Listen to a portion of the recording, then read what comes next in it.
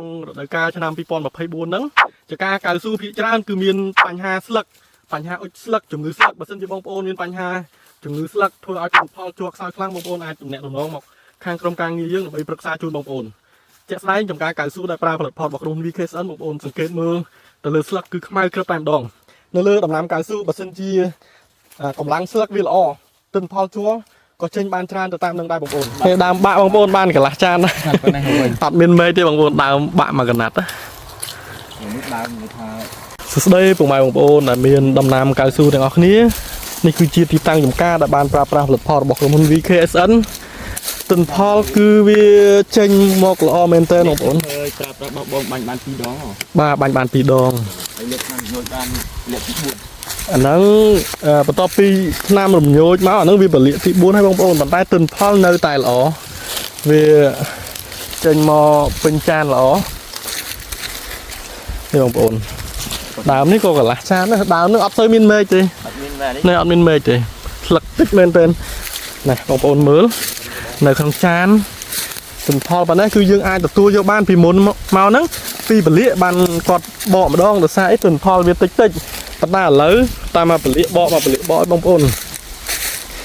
សម្រាប់បងប្អូនដែលមានចម្ងល់តាក់ទងជាមួយនឹងរបៀបប្រើប្រាស់បងប្អូនអាច comment ឬក៏ឆាតផ្ទាល់នៅក្នុង page របស់ក្រុមការងាររបស់ក្រុម VKSN នេះទិន្នផលល្អមែនទែនដោយសារតាក់ទងជាមួយនឹងរៀងក្រហមតិចនោះដោយសារគាត់ប្រើអាស៊ីតខុសអញ្ចឹងបកកអត់សូវល្អវាអត់វាកកដែរតែវាកកហើមវាអត់កកហាប់ល្អអញ្ចឹងយើងចែកម្លែកផងដែរតាក់ទងជាមួយនឹងការប្រើអាស៊ីតបកកឬក៏ប្រើប្រភេទអំបិលបកកយើងរើសមកបលាកដែរពេញបាទមកបលាកចិត្តពេញ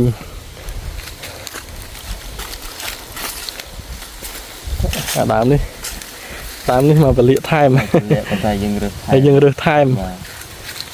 បកទៅយើងភ្លេចនៅដីហើយបើសង្កេតតាក់ទងជាមួយនឹងស្លឹកវិញបងប្អូនខែហ្នឹងវាខែ11ចុងខែ11ទៅហើយប៉ុន្តែពាក់ព័ន្ធជាមួយនឹងស្លឹកគឺខ្មៅក្រឹបតែម្ដងបាទអាហ្នឹងមកបលាកបានពេញចាននេះបងប្អូនសឹងតែគ្រប់ដើមតែម្ដងឥឡូវមានជាតិទឹកមកវិញទៀតបាទមានជាតិទឹកនេះបងប្អូនថតបងប្អូនច្រើនមែនទេដើមបាក់បងប្អូនបានកន្លះចាន